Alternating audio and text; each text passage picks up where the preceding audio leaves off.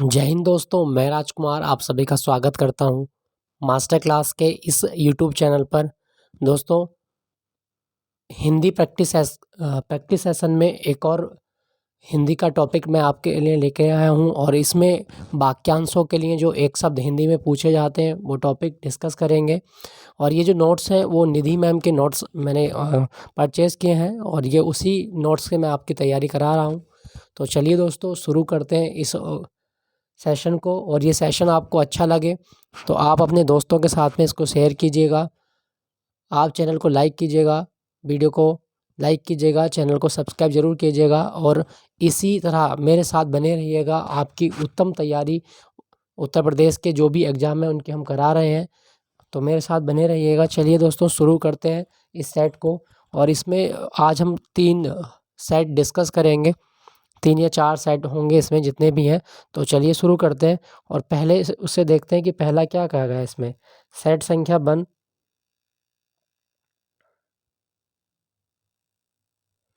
कि जिसके पास कुछ भी ना हो, जिसके पास कुछ ना हो उसके लिए एक शब्द क्या होता है। तो दोस्तों, जिसके पास कुछ ना हो उसे कहा जाता है अकिंचन कहा जाता है। अकिंचन मतलब गरीब। दूसरा आपका जिससे बुलाया ना गया हो उसे कहा जाता है अनाहूत। जो कहने योग्य हो उसे कहा जाता है कथनीय। नेक्स्ट आपका जो देखने योग्य हो दर्शनीय।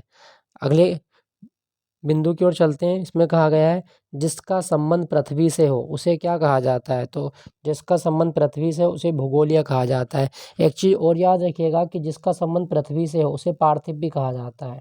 पार्थिव, ये भी आ जाता है एग्जाम में कि जिसका संबंध पृथ्वी से हो उसे क्या कहा जाएगा, तो पार्थिव कहा जाता है।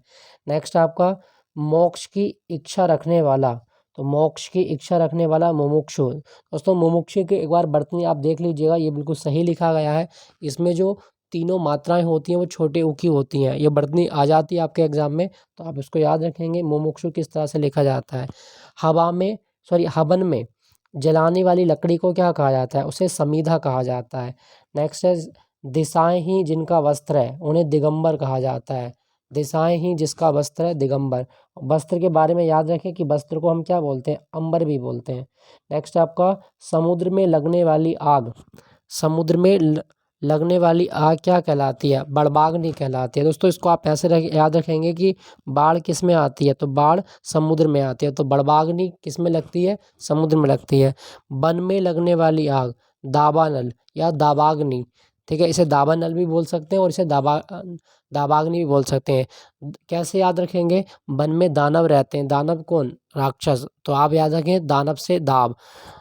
नेक्स्ट आपका पेट में लगने वाली आग, तो जठराग्नि। जठर ग्रंथि कहाँ होती है, पेट में होती है, जिन्हें पाचन ग्रंथि भी कहा जाता है। तो पेट में लगने वाली आग होगी जठराग्नि। नेक्स्ट आपका ब्रह से उत्पन्न अग्नि। ब्रह, ब्रह क्या होता है, वियोग, तो ब्रह से उत्पन्न अग्नि क्या कहलाती है, ब्रहाग्नि कहलाती है। जो हमेशा रहने वाला है शाश्वत, जो हमेशा नहीं रहने वाला है नश्वर। जिसका नाश हो जाए वो नश्वर, जो हमेशा जिंदा रहेगा तो वो शाश्वत। नेक्स्ट आपका जिस पेड़ के पत्ते झड़ गए हों। दोस्तों, ये इंपॉर्टेंट है, आ चुका है एग्जाम में कि जिस पेड़ के पत्ते झड़ गए हों उसे क्या कहा जाता है, उसे अपत कहा जाता है। उसे क्या कहा जाएगा, अपत। जिस पेड़ के पत्ते झड़ गए हों उसे अपत बोलेंगे, अपत। नेक्स्ट आपका जो प्रमाण से सिद्ध ना हो सके उसे अप्रमेय कहा जाता है। नेक्स्ट है उपनिवेश से संबंध हो जिसका उसे औपनिवेशिक कहा जाता है। जो स्त्री सूर्य भी ना देख सके असूर्यपस्या। जो स्त्री सूर्य भी ना देख सके उसे क्या कहा जाता है, उसे असूर्यपस्या कहा जाता है। इंपॉर्टेंट है, ये आपके एग्जाम में आता है काफी। उत्तराधिकार में प्राप्त संपत्ति क्या कहलाती है, रिक्त कहलाती है। रिक्त इंपॉर्टेंट है, धरोहर मत लगाइएगा। उत्तराधिकार में जो भी संपत्ति मिलती है उसे रिक्त कहा जाता है। पिताजी या पूर्वजों से प्राप्त संपत्ति वसीयत कहलाती है। जिसकी आशा न की गई हो अप्रत्याशित। जिसकी आशा न की गई हो अप्रत्याशित, इंपॉर्टेंट है, आप इसको याद रखेंगे। अप्रत्याशित के बारे में कई बार एग्जाम में आ चुका है। नेक्स्ट आपके जिस पर उपकार किया गया हो उसे उपकृत कहा जाता है। जिसका दमन किया गया हो उसे दमित कहा जाता है। अतिथि सत्कार की भावना आतिथ्य। अतिथि सत्कार की भावना आतिथ्य। अतिथि, अतिथि सत्कार करने वाला आतिथ्य।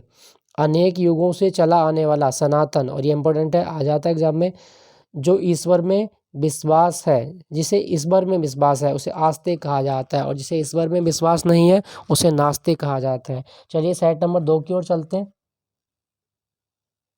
यह है आपका सेट नंबर 2, जो क्षमा करने योग्य नहीं है, जो क्षमा करने योग्य नहीं है, उसके लिए एक शब्द क्या होगा, जवाब होगा अक्षम्य। जो क्षमा करने योग्य है क्षम्य है। नेक्स्ट आपका जिस पर आक्रमण हो उसे कहा जाता है आक्रांत, जिस पर आक्रमण हो आक्रांत। जिसका शत्रु जन्मा ही ना हो अजात शत्रु, जिसका शत्रु ना जन्मा हो उसे क्या बोलेंगे, उसे अजात शत्रु बोलेंगे।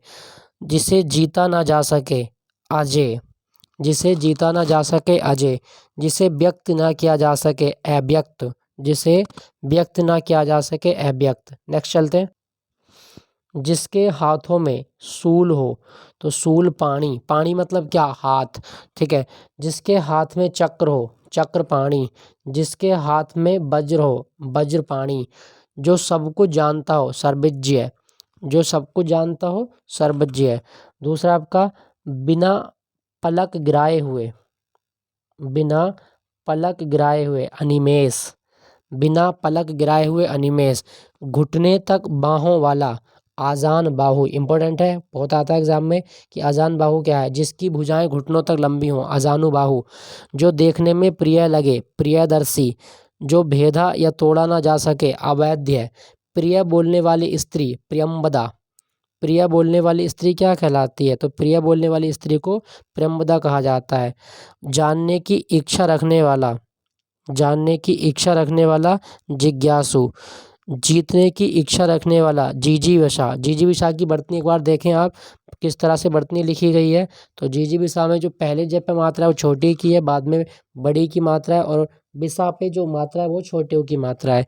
दूसरों के दोष खोजने वाला उसे कहा जाता है छिद्रान्वेषी, छिद्रान्वेषी। समान रूप से ठंडा और गर्म समशीतोष्ण, उसका है आपका जिसका उत्तर न दिया गया हो अनुत्तरित, जिसका उत्तर न दिया गया हो अनुत्तरित। जो पहले था पर अब नहीं भूतपूर्व, भूतपूर्व जैसे आपने सुना होगा भूतपूर्व प्रधान, भूतपूर्व प्रधानमंत्री, इस तरह से। तो जो कठिनाई से मिलता हो दुर्लभ। जिसे बुलाया गया हो आहूत, जिसे बुलाया ना गया हो अनाहूत, और जिसे बुलाया गया हो आहूत। नेक्स्ट आपका जो युद्ध में स्थिर है, जो युद्ध में स्थिर है युधिष्ठिर। तैरने की इच्छा तितीर्षा। जिसे बुढ़ापा न आए अजर। अनिश्चित जीविका आकाशवृत्ति, अनिश्चित जीविका आकाशवृत्ति, और ये एग्जाम में आ चुका है, ठीक है दोस्तों। चलिए क्वेश्चन सेट नंबर 3 की ओर चलते हैं। सेट नंबर 3 में कौन कौन से वाक्यांशों के एक शब्द है।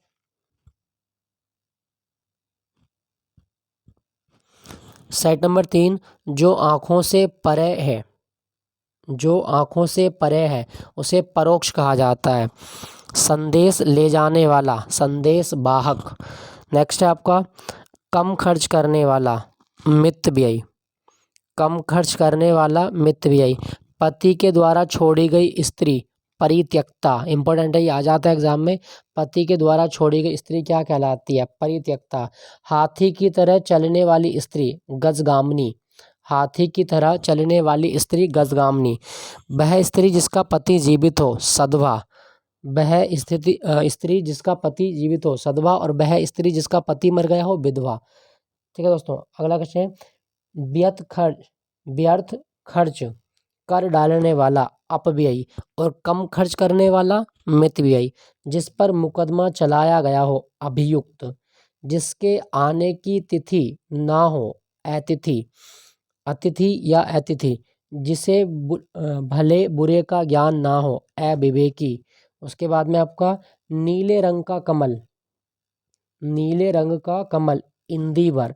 जो अभी अभी उत्पन्न हुआ हो अद्य प्रसूत। जिसे ईश्वर में विश्वास नहीं है नास्तिक। पसीने से उत्पन्न होने वाला, तो पसीने से उत्पन्न होने वाले के लिए शब्द है स्वेदज, स्वेदज। ठीक है दोस्तों, चलिए अगले क्वेश्चन की ओर चलते हैं। जो अमिष अर्थात मांस नहीं खाता, तो जो मांस नहीं खाता उसे निरामिष कहा जाता है। जहाँ खाना मुफ्त में मिलता है, जहाँ खाना मुफ्त मिलता है उसे सदावर्त कहा जाता है, सदावर्त। नेक्स्ट आपका जो कुछ नहीं जानता, अज्ञ। जो कुछ नहीं जानता अज्ञ, जो सब कुछ जानता वो सर्वज्ञ। जो गणना के योग्य हो, जो गणना के अयोग्य हो, नगण्य। नेक्स्ट आपका जिसका आदि व अंत ना हो, शाश्वत। जिसका आदि व अंत ना हो तो शाश्वत, और जो कभी खत्म ना हो वो भी शाश्वत होता है। जो स्मरण करने योग्य हो, स्मरणीय। जो कठिनाई से समझने योग्य है, दुर्बोध। जो आँखों के आगे उपस्थित हो, प्रत्यक्ष। जो आँखों के आगे उपस्थित हो, प्रत्यक्ष। जिसकी गहराई न मापी जा सके, अथाह। अथाह, जिसकी गहराई नहीं माप सकते उसको हम अथाह कहते हैं। उसके बाद में जिसमें युद्ध की इच्छा हो, तो युद्ध करने की इच्छा, युयुत्सु। युयुत्सु।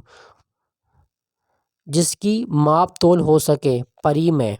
जिसकी माप तोल ना हो सके उसे अप्रमेय कहा जाता है। दोपहर के बाद का समय, अपराह्न। दोपहर के बाद का समय, अपराह्न। नेक्स्ट है आपका जो बहुत अधिक बोलता हो, वाचाल। जो बहुत अधिक बोलता हो, वाचाल। जो बहुत कम बोलता हो, मुखर या मितभाषी। मुखर या मितभाषी। जो पढ़ना लिखना जानता हो उसे साक्षर कहा जाता है, साक्षर। चलिए सेट नंबर 4 की ओर चलते हैं। सेट नंबर 4 में पहला बिंदु है आपका जो पढ़ना लिखना नहीं जानता हो उसे निरक्षर कहा जाता है। जो व्यक्ति विदेश में रहता हो, प्रवासी। बहुत सी भाषाओं को जानने वाला, बहुभाषाविद। बहुभाषाविद। बहुत सी भाषाओं को जानने वाला क्या कहलाता है, तो बहुभाषाविद। दो भाषाएं बोलने वाला, द्विभाषिया। जिसके समान कोई दूसरा ना हो, अनन्य। जिसके समान कोई दूसरा ना हो, अनन्य। जिसका कोई अर्थ ना हो उसे कहा जाता है व्यर्थ। चलिए अगले बिंदु की ओर चलते हैं। अच्छे कुल में जन्म लेने वाला, कुलीन। नेक्स्ट आपका जो मृत्यु को भी जीत ले, मृत्युंजय। जो एहसान से युक्त हो या अनुग्रह से युक्त हो उसे अनुग्रहित कहा जाता है। अनुग्रहित की वर्तनी एक बार आप चेक कर लीजिएगा। अनुग्रहित ये बिल्कुल सही लिखा गया है। गैप पे जो मात्रा लगती है वो रिरी की लगती है। उसके बाद में जिसका निर्णय न हो चुका हो, अनिर्णित। अनिर्णित। ठीक है दोस्तों। जो करना आवश्यक हो, अनिवार्य। जो अवश्य होने वाला हो, अवश्यंभावी। जो शोक करने योग्य है, अशोक्य। अगला है आपका जिस पर चिन्ह लगाया गया हो, चिन्हित। जिस पर चिन्ह लगाया गया हो, चिन्हित। जिसकी ग्रीवा सुंदर हो, सुग्रीव। बाएं हाथ से कार्य करने वाला, सब्यसाची। इंपॉर्टेंट है, ये बहुत आता है एग्जाम में। सब्यसाची, बाएं हाथ से कार्य करने वाला। जिसे वेतन न मिलता हो, अवैतनिक। जिसे वेतन न मिलता हो, अवैतनिक। नेक्स्ट देखें जहां आबादी ना हो, निर्जन। जहां आबादी ना हो, निर्जन। जिसे छोड़ा नहीं जा सकता, अत्याज्य। जो आँखों से सुनता हो, श्रवण चक्षुक। श्रवण चक्षुक। जो आँखों से सुनता हो, श्रवण चक्षुक। जो पेट के बल चलता हो, उदरचर, या इसे उरग भी कहा जाता है। उरग, पेट के बल, सॉरी उरग होता है छाती के बल चलने वाला, उरग। जो पेट के बल चलता हो उसे उदरचर कहा जाता है। जिसकी पत्नी मर गई हो, विधुर। जिसकी पत्नी मर गई हो, विधुर। जो मरने के इच्छुक हो, मरने को इच्छुक हो, मुमूर्षु। 100 वर्ष का समय, शताब्दी। विष्णु का उपासक। विष्णु का उपासक वैष्णव कहलाता है, वैष्णव। नेक्स्ट है आपका गोद लिया पुत्र। गोद लिया पुत्र, दत्तक पुत्र। ठीक है। जो स्त्री कविता करती हो, कवित्री। जो स्त्री कविता करती हो उसे कहा जाता है कवित्री। नेक्स्ट आपका आकाश को चूमने वाला। आकाश को चूमने वाला, गगनचुंबी। गगनचुंबी। ठीक है दोस्तों। चलिए